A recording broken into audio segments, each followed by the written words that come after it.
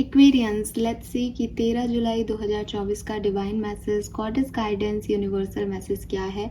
आज यूनिवर्स आपसे क्या कहना चाहते हैं, आज के दिन आपको क्या जानने की ज़रूरत है। अगर आप लाइफ के किसी टफ फेज से गुजर रहे हैं तो उस पर्टिकुलर समय में आपको क्या करना चाहिए। ये गाइडेंस आज के दिन के लिए हो सकता है या किसी पर्टिकुलर सिचुएशन के लिए। तो लेट्स सी कि यूनिवर्स का मैसेज आज आपके लिए क्या है। Please universe, please divine power, please spirit guides, please give me the accurate message which are in our higher goods. Thank you. Thank you so much. Please my guardian angels, please give me the accurate message which are in our higher goods. Thank you. 13 जुलाई 2024 आज के दिन क्या जानने की जरूरत है। Alright, so we have uncertainty.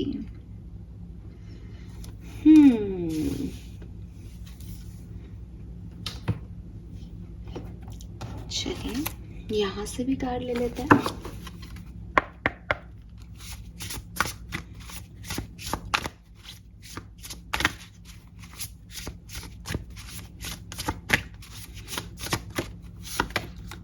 We have nostalgia. Again देखो यहाँ पे भी आप focus on the here and now, and यहाँ पे आपको बहुत सारा भविष्य की चीजें दिखेंगी, बट यूनिवर्स आपको समझाना चाहते हैं दैट एवरीथिंग इज अनसर्टेन। कुछ भी निश्चित नहीं है Aquarius. And we have which, alright. और वाटर में है स्टॉर्म।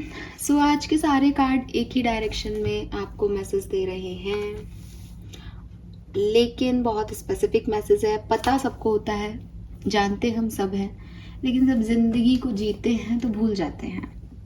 मैसेज क्या है?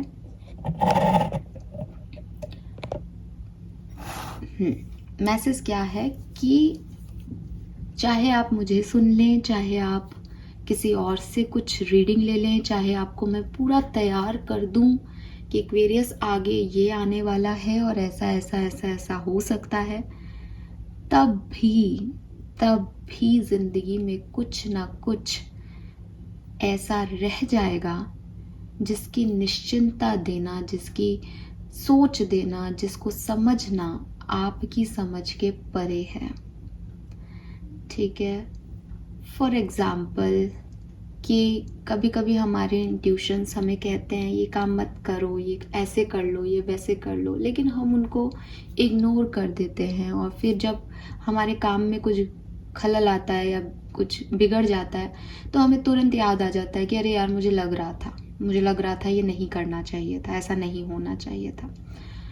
तो अगर मैं भी आपको कह दूं कि कल ये होने वाला है एक्वेरियस, तो भी आप अपने काम रोक नहीं सकते और कोई भी नहीं रोक सकता जी। ठीक है, आप घर में थोड़ी बैठ जाओगे, तो आप घर से बाहर भी निकलोगे, आप पूरा अपना कॉन्शियस ऑन भी रखोगे कि हाँ ऐसा हो सकता है, ऐसा नहीं करना, ऐसा नहीं बोलना, तब भी जो किसी की बात पे कुछ रिएक्शन आएंगे वो आ ही जाएंगे, क्योंकि जो होना है वो हो ही जाएगा, है ना। सो यूनिवर्स का जो मैसेज है आज आपके लिए वो कहीं ना कहीं इन 3 कार्ड्स के थ्रू यही है कि सही समय पर अपने आप आपके ब्रोकन पीसेस जो आज टूट के बिखरे पड़े हैं वो अपने आप रीयूनाइट हो जाएंगे, लेकिन सही समय, और वो आप और मैं निश्चित नहीं कर सकते, वो अनसर्टेन है कि ये कब होगा। लेकिन जिंदगी की खूबसूरती ही ये है कि वो होगा। वहां तक पहुंचने का इंतजार करो, वहां तक की जर्नी को अच्छे से जियो। तो मैसेज क्या है यूनिवर्स का आपके लिए? Number 1, focus on here and now. हो सकता है आप में से काफी लोग बहुत सारे एस्ट्रोलॉजिकल प्रेडिक्शंस ले रहे हैं, बहुत सारी ऐसी चीजों में अपना टाइम स्पेंड कर रहे हैं जो आपको आपके भविष्य के बारे में बता रही है, आपको आपके पास्ट लाइफ के बारे में बता रही है। क्योंकि मैं भी कई बार बात करती हूँ कि भाई अगर आपको कोई खास सपने आ रहे हैं तो आप पास्ट लाइफ रिग्रेशन ले लो। मैं भी खुद भी यहाँ पे आपको टैरो से प्रेडिक्शन करके बताती हूँ, बट आप मेरी रीडिंग में मुझे जो क्रिटिसाइज करने वाले लोग हैं, आप हमेशा देखोगे कि जब भी मैं कुछ बताती हूँ तो एक गाइडेंस आता है पीछे साथ में, बिकॉज लिटरली हर कार्ड के अंदर एक गाइडेंस है। मैं आपको ये नहीं कह सकती कि इस काम को मत करना, ठीक है, लेकिन मैं आपको ये कह सकती हूँ कि हो सकता है कि आप किसी ऐसे काम में इन्वॉल्व होना चाहें जिसका आउटकम अच्छा नहीं निकलेगा, तो सोच समझ के काम करना। तो अब यहाँ पे दो चीज़ें हैं कि आपको सोचना समझना है, बट वो अनसर्टेन है कि क्या सोचोगे, क्या समझोगे, क्या आएगा, कैसी परिस्थिति आएगी। एक मैं आपको एक बता दूँ, इस काम को नहीं करना तो भी दिमाग में यही रहेगा कि यार मना तो किया है पर क्या पता इसमें ही कुछ हो जाए। होता है ना, हम कर लेते हैं, फिर बिगड़ने के बाद लगे अरे यार उसने कहा था कि नहीं करना है। तो चीज़ें अपनी गति से ही हो रही हैं, चीज़ें वैसी ही हो रही हैं जैसी उनको होना है। आपको किसी चीज़ से बचाना है तो एक एस्ट्रोलॉजर के रूप में एक निमित्त मिल जाता है कि अरे इसको रोकना है इस काम को करने से, तो आपको कह दिया कि रुक मत करना, यहाँ गड़बड़ हो सकती है, आप रुक गए, आपकी परिस्थितियाँ थी रुकने की क्योंकि आपको रुकना था, तो आप वहाँ रुक गए और आपके काम बन गए। कोई इन चीज़ों में आप नहीं रुकते, आप नहीं करते तो वो काम वैसे होते हैं। तो लाइफ इज़ अनसर्टेन, और यही लाइफ की खूबसूरती है कि कहते हैं ना कि मैं भी नहीं जानती कि अगले 24 घंटे में मेरे साथ क्या होगा, चाहे मैं अपने कार्ड्स डेली भी निकाल लूँ तो भी नहीं जान पाऊँगी। तो यही अनसर्टेनिटी है लाइफ की, और इसको एक्सेप्टेंस देनी चाहिए कि ये हम बता सकते हैं कि कुछ गलत है, कुछ गलत होगा, अच्छा नहीं हो सकता, कल का दिन अच्छा नहीं है, लेकिन क्या होगा दैट इज़ अनसर्टेन। वो आपकी और मेरी अपना अपना हो सकता है ना। तो यही इस चीज़ को आप एक्सेप्ट करें। बहुत ज़्यादा इन सब चक्करों में पढ़ने से आपको एज ए गाइडेंस जो आ रहा है आज का, वो तो मना ही किया जा रहा है कि आपको नहीं पढ़ना चाहिए, ठीक है। सो आप बहुत ज़्यादा हर चीज़ की अति बुरी होती है। आपने सुबह एक रीडिंग देख ली, आपने दिन में एक रीडिंग देख ली कि ठीक है चलो ये होगा। मैं तो ऐसा मानती हूँ कि जैसे मैंने कहा ना कि मैं रोज़ भी देख लूँ, मैं नहीं देखती कार्ड्स अपने लिए, मैं लिटरली नहीं देखती, बिकॉज आई नो कि मेरे पास कितना इनर वर्क करके कितनी एनर्जी है और मुझे उसको कहाँ लगाना है। हाँ, कभी बहुत परेशान होते हैं अपन कि हाँ यार अब एक बार ये सिचुएशन चल रही है, इस सिचुएशन में क्या करना चाहिए, तब ज़रूर अपना उन कार्ड्स का यूज़ कर लेते हैं, लेकिन अदरवाइज ऐसे कोई सेंस नहीं है, याद तो कुछ रहता नहीं है, ठीक है। और जो रीडिंग मैं अभी बनाती हूँ, जो ये रीडिंग है, ये मैं अभी मॉर्निंग में सुनती हूँ, ठीक है। आजकल तो लिटरली ऐसे होने लग गया है कि एक दो बार मुझे भी रियलाइज़ हुआ कि यार मैं इस समय जो बोल जाती हूँ वो उस समय जो परिस्थिति मेरे सामने होती है तब मैं खुद ही नहीं समझ पाती, तो ये गाइडेंस मेरे ही काम आ जाता है, अपना गाइडेंस खुद के ही काम आ जाता है मेरे। तो वही चीज़ है कि यहाँ पे इस चेयर पे इस एनर्जी में बैठ करके जो कार्ड्स आपको मतलब दे रहे हैं वो एक नॉर्मल रूटीन लाइफ में परिस्थितियों को जीते हुए वो उस समय नहीं आता है एकदम से दिमाग में। तो रीडिंग सुनने के बाद समझ आता है अरे हाँ यार सही तो बात है, अपन नहीं तो कही है ये बात अपन अपने में इतना दिमाग कैसे आ गया। तो वही चीज़ है कि मैं भी इसी तरीके से देखती हूँ जैसे आपको देती हूँ आइडियाज़, कोई डिफरेंट वे नहीं है। और आप लोगों को भी यूनिवर्स यही मैसेज दे रहा है कि जितना हो सके अपनी ज़िंदगी की अनसर्टेनिटी में खूबसूरती ढूंढने का प्रयास करें। हर चीज़ जानना सही नहीं होता, ठीक है। हर चीज़ जान लेने में आपको नुकसान होता है। इसके लिए एक बहुत स्वीट सी एक छोटी सी स्टोरी है, छोटी सी तो नहीं है बड़ी सी है, पर मैं कोशिश करूँगी कि मैं आपको छोटे से शब्दों में इस चीज़ को समझाऊँ, क्योंकि आज की जो जितने भी कार्ड्स हैं वो सब अनसर्टेनिटी को लेकर के ही हैं। तो एक बार क्या होता है कि एक पंडित जी जो है वो गांव से गुजर रहे होते हैं बेसिकली, एंड गांव से गुजर रहे होते हैं तो वहाँ पे एक व्यक्ति उनके पीछे पीछे चल रहा होता है। बहुत देर से नोटिस करते हैं कि एक व्यक्ति पीछे चल रहा है उनके। मुड़ के देखते हैं कि आप कहाँ जा रहे हो, तो वो बोलता है कि मेरा नाम यम है और मैं पड़ोस के गांव में जा रहा हूँ। तो पंडित जी बताते हैं कि अरे वाह बहुत अच्छी बात है यम जी, मैं भी वहीं जा रहा हूँ, आपका नाम बहुत अजीब है लेकिन चलिए हमारा वक्त कट जाएगा, मैं भी उसी गांव में जा रहा हूँ अपने दोस्त से मिलने। तो वो बोलता है कि हाँ मुझे पता है, आपके जाने के डायरेक्शन ने मुझे बताया कि आप भी वहीं जा रहे हैं, और मैं बहुत खुश हूँ कि आप जैसे विद्वान का साथ मुझे मिल जाएगा, क्योंकि वो पंडित था तो इट्स लाइक कि आप जैसे विद्वान का साथ मुझे मिलेगा तो मैं भी बहुत खुश हूँ। दोनों चलने लगते हैं, बात करते हैं थोड़ी बहुत। इसमें बीच में एक गाँव आता है, तो वो व्यक्ति कहता है कि चलो अपन यहाँ ठहर जाते हैं। तो वो यम कहता है कि मुझे काम है यहाँ पे इस गांव में, मैं आता हूँ, आप यहीं मेरा इंतज़ार करें। वो तो गांव के बाहर से निकल रहे होते हैं, उन्हें आगे जाना होता है। तो और यम कहता है मुझे गांव के अंदर काम है तो मैं जाता हूँ। इतने में जैसे ही यम वहाँ से जाता है, थोड़ी देर में वहाँ पे गाँव में बहुत लोग भागने दौड़ने लगते हैं।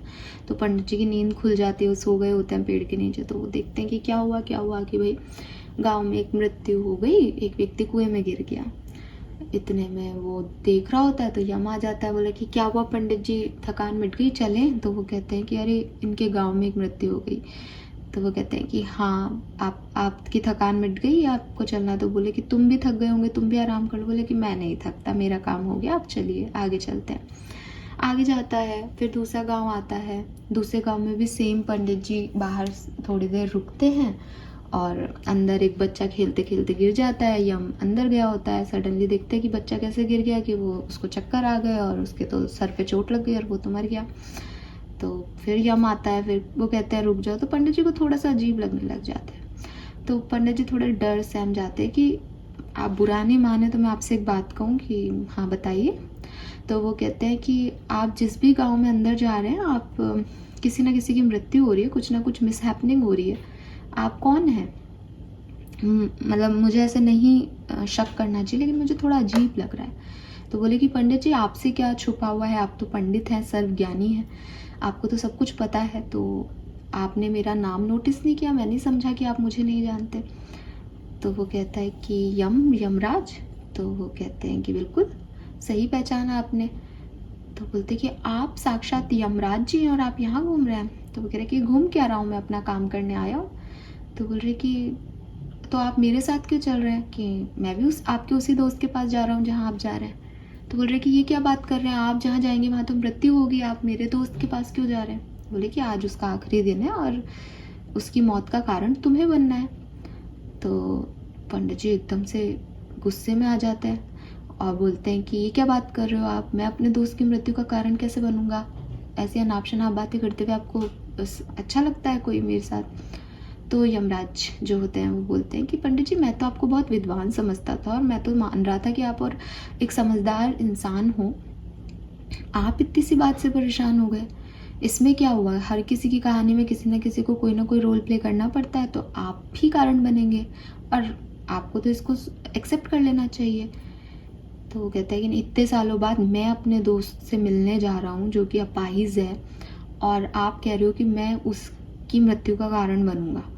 मैं बिल्कुल ऐसे नहीं जाऊंगा, मैं उसकी मृत्यु आए मैं तो ये भी नहीं चाहता, लेकिन मैं कारण बनूं ये तो मैं बिल्कुल नहीं चाहता। तो मैं तो वापस जा रहा हूँ, मैं कभी वापस आ जाऊंगा। अगर आप सच्चे हो तो मैं वापस जा रहा हूँ, और अगर आप मेरे साथ मखौल कर रहे हो, झूठ बोल रहे हो, मजाक कर रहे हो, तो मैं वापस आ जाऊंगा। ऐसे कह के वो पंडित जी मुड़ने लग जाते हैं। अब जहाँ से वो मुड़ते हैं वहाँ से वो बेसिकली वही गाँव जो होता है उसके दोस्त का, वो चलते चलते वही आ गया होता है। तो बिल्कुल बोर्ड के पास से वो मुड़ रहे होते हैं। इतने में थोड़ी देर में उनको अपने पीछे कुछ बैसाखियों के गिरने की आवाज़ आती है। तुरंत पीछे पलट के देखते हैं तो देखते हैं कि उनका दोस्त जो कि बैसाखी लेके चल रहा था वो उल्टा गिरा हुआ होता है ज़मीन पे, और बहुत सारे लोग उसके पीछे भाग के आते हैं। पंडित जी देखते क्या हुआ कि अरे हम लोग तो सब कुएं पे थे, इसने तुम्हें देखा और तुम्हें मुड़ता हुआ देख के तुम्हारे पीछे भागने लग गया, ये तो पागलों की तरह, मेरा दोस्त आया और ये देखो ये गिर गया। यमराज जी भी वहीं खड़े होते हैं, वो लेकिन कोई नीचे उठाने के लिए कुछ नहीं कर रहे होते, ऊपर आराम से खड़े होकर के देख रहे होते हैं। पंडित जी उन्हें देखते हैं, वो मुस्कुरा देते हैं। तो सब लोग उन्हें उठा के लेते हैं कि हार्ट बीट रुक गई है और ये तो अब नहीं रहे इस दुनिया में। पंडित जी को बड़ा दुख होता है। पंडित जी कहते हैं कि आपने ऐसा क्यों किया? तो बोले कि मैंने क्या किया, ये तो सब लिखा हुआ था, ये तो लाइफ है, ये तो ज़िंदगी है, तुम इसमें इतना परेशान क्यों हो रहे हो? तो कह रहे कि आपको ऐसा नहीं करना चाहिए था, मुझे कारण क्यों बनाया? बोले कि तुम ही तो कारण बने, तुमने ही तो वो किया जो जिस तरह से तुम कारण बन गए। तो कहता है कि आप मुझे कह देते कि मुझे लगा मेरा इससे मिलने का कारण बनेगा, मेरा इससे ना मिलना कारण बन गया। तो यमराज जी कहते हैं ये तो भाई अपनी अपनी समझ का खेल है, मैं क्या करूं, जैसा होना है जो होना है वो तो होगा ही। तुम पंडित हो के इतनी सी बात नहीं समझ पा रहे। तो पंडित जी कहते हैं कि उसका दोस्त का सारा क्रियाक्रम करके पंडित जी कहते हैं कि आप अब इतने ही सब कुछ पता है आपको, तो क्या मैं आपसे कुछ पूछ लूँ? तो बोलते हैं कि पंडित जी आप समझ तो पा नहीं रहे, परेशान हो रहे हो दोस्त की मौत पे। तो पंडित जी अपने आप को, क्योंकि भाई पंडित है, पंडित ऐसे कैसे, तो कहता है कि नहीं मैं नहीं चाहता था ना ऐसा हो, लेकिन अब आपने बताया तो मैं समझ गया। लेकिन क्या आप मुझे बता सकते हो कि मेरी मृत्यु कब होगी? तो वो कहते हैं कि बता तो सकता हूँ, मुझे तो सबका पता है, मैं ही लेने आऊँगा। तो वो कहते हैं कि बता दो। तो कहते फिर पंडित जी आप परेशान मत होना। नहीं नहीं मैं परेशान नहीं होऊंगा, आप बता दो मुझे, मैं तो पंडित हूँ, मेरे को कोई फ़र्क नहीं पड़ता, मुझे तो पता है मौत आती है और ये सब ऐसे बड़ी बड़ी बातें करता है। तो कहते हैं ठीक है। तो कहते हैं कि भाई आपकी मौत जो है वो 2 महीने बाद होगी और आप किसी दूसरे राज्य में जाके मरेंगे और आपकी मौत फांसी से होगी। और अच्छी बात यह है कि आप उस फांसी को खुद स्वीकार करेंगे, आप खुशी खुशी फांसी लगवाएंगे। तो पंडित जी को बड़ा अजीब लगता है कि ये क्या बोल रहे हैं, मजा। फिर अगेन उनको ऐसा लगता है लेकिन अब इतना कुछ देख लिया होता है तो वो आ जाते हैं। यमराज जी भी चले जाते हैं, वो भी अपने रास्ते आ रहे होते हैं। अब इंसानी दिमाग है जैसा आपका और मेरा होता है कि आज मैंने आपको कह दिया कि लाइफ अनसर्टेन है, इन चीज़ों पे ध्यान मत दो, लेकिन नहीं दिया जाता, क्या दिया जाता है। ऐसे ही पंडित जी भी चलते चलते सोचने लगते हैं अच्छा 2 महीने बाद मैं मर जाऊंगा। लेकिन यमराज जी ने ये थोड़ी कहा कि मैं मरूंगा ही मरूंगा, यमराज जी ने कहा कि मैं दूसरे देश में जाके मरूंगा, मैं दूसरे देश में जाऊंगा ही नहीं। तो पंडित जी क्या करते हैं कि अपने घर जो है उस पर बहुत सारा सामान ला के रख लेते हैं और अपने आप को अपने घर में ही रखते हैं। 2 महीने डरते डरते उनके गुजर जाते हैं, क्योंकि कहीं ना कहीं दिमाग में यही चल रहा होता है कि 2 महीने बाद ऐसा होगा वैसा होगा। तो अपना सारा सामान घर में ला करके उन्होंने 2 महीने पहले से ही उस घर से बाहर निकलना छोड़ दिया, घर में ही रहते हैं और कहीं आते जाते नहीं है, बाहर से ही ले लेते हैं कि बाहर जाऊंगा तो मौत आएगी ना, ऐसा घर में ही थोड़ी मौत आ जाएगी। ठीक है साहब, अब डरते डरते 2 महीने क्या, उनको 1 महीने पहले से डर लग रहा है, सब बढ़िया चल रहा है, तो एक यूज्ड हो जाते हैं कि हाँ उन्होंने तो बाहर जाएंगे ही नहीं तो मौत आएगी नहीं, खुश एकदम। अब पंडित जी को पता ही नहीं कि उनको रात को चलने की आदत, ठीक है, सो गए आराम से और जैसे ही 2 महीने हुए वो तो रात को चलने लग गए। अब रात को चलते चलते चलते कब उन्होंने अपना गांव पार कर दिया उनको पता ही नहीं चला। एक और चीज़ हुई, मैं आप मिस कर गई, उसमें क्या हुआ कि वो जब वापस आया तो पंडित जी ने अपनी सारी सुकून के लिए वहाँ के जो उसका गांव का सरपंच था या राजा था उसको भी बोल दिया कि भाई मेरे को अभी यमराज मिले थे, मेरे दोस्त की एक मृत्यु हो गई और उन्होंने मुझे कहा है कि मैं दूसरे देश में ऐसे मरूंगा तो मैं घर में ही रहूंगा और घर से ही काम करूंगा सारे, मैं घर से बाहर नहीं निकलूंगा। मुझे नहीं पता उसकी बात में कितनी सच्चाई है, लेकिन मैं आपको बता रहा हूँ ताकि आप मुझे फांसी ना दो, क्योंकि राजा को फांसी देनी थी। तो वो कहते कि अरे पंडित जी आप भी किन बातों में आ गए, चलिए ठीक है आप कह रहे हैं तो ठीक है। पंडित को तो सब तवज्जो देते हैं, गाँव वाँव में तो देते ही हैं एटलीस्ट। तो उसके बाद वो नींदों में दूसरे गांव में चला जाता है। अब दूसरे गांव में वो राजनी के कक्ष में जा कर के और वहाँ सो जाता है रात को, और सुबह उठता है तो उसको सैनिक पकड़ लेता है कि ये क्या है, तुम यहाँ कैसे आ गए और दूसरे देश के जासूस हो, तुम्हारी इतनी हिम्मत की रानी के कक्ष में घुस गए और ये सब और ये सब। उसको राजा के समक्ष कहते हैं। अब वो बोलता है पंडित जी कि अरे नहीं नहीं आप गलत समझ रहे हो, मैं तो शायद नींदों में चला, पता नहीं क्या हुआ, आप हमारे यहाँ के राजा को, सरपंच को, जो भी है बुलाओ, आप वो बता देंगे आपको, मैंने उनको सब बता रखा है, उसने पूरी प्रिपरेशन कर रखी थी। अब वो भी कहते हैं कि हाँ हाँ। अब राजा जो है वो गुस्से में जब रानी के कक्ष में कोई मिला तो कहते हैं इसको फांसी दे दो, ये तो जासूस है। तो फिर पंडित जी की बात सुन के उनको थोड़ा गुस्सा शांत होता है तो वो बुलाते हैं अब उसके गांव से लोगों को, तो बताते हैं हाँ पंडित जी ने ऐसा बताया था, भाई इनको नींदों में चलने की आदत है, इनको भी नहीं पता ये ऐसे। तो राजा कहते हैं भाई अब मैंने तो इनको सजा सुना दी, अब मैं, एक राजा के वचन ही तो सबसे बड़े होते हैं, तो मैंने तो इनको सजा सुना दी तो सजा तो इनको मिलेगी, और ये इनको अब पता होना चाहिए था ऐसा नहीं करना है, इनको कुछ और प्रिकॉशन लेने चाहिए थे। तो कहते कि अरे नहीं, एक मासूम को मार के आपको क्या मिलेगा, वो भी पंडित को। तो कहते हैं चलो कोई बात नहीं, हम ऐसा करते हैं, सूत का फंदा बनाते हैं और उससे पंडित जी को लटका देते हैं, मेरी बात भी रह जाएगी, पंडित जी को भी कुछ नहीं होगा। अब सूत का धागा आप लोगों को पता हो तो बहुत ऐसा होता है, पकड़ते ही टूट जाता है। तो उन्होंने पंडित जी को कहा ठीक है, पंडित जी भी खुशी खुशी सूत के धागे पे लटक गए और सबने एक चमत्कार सा देखा कि सूत के धागे से भी पंडित जी की गले की नस कट गई, वहां से खून बहने लग गया और पंडित जी की मौत हो गई। मतलब उस मौत को रोकने के लिए उस पंडित ने 2 महीने पहले से प्रयास शुरू कर दिए थे, लेकिन उसकी मौत हुई तो बिल्कुल वैसे ही हुई जैसे यमराज जी ने बताई थी। उसने खुद मौत को स्वीकार किया और उसके चलने की आदत एकदम से कैसे उस दिन ही आगे आ गई, उसके आड़े आ गई। उसको सूत भी कैसे काट दिया किसी के गले की नस को। ये सब एक चमत्कार था, ये सब अनएक्सपेक्टेड था। नॉर्मल लोगों के साथ ये नहीं होता, लेकिन क्योंकि ऐसा होना था इसलिए ऐसा हो गया। तो वही चीज़ आपको यूनिवर्स कहना चाहते हैं कि अनएक्सपेक्टेड चीज़ें लाइफ में होती ही रहती हैं, चाहे आप अपने आप को कितना भी प्रिपेयर कर लो किसी सिचुएशन के लिए। So be ready for it.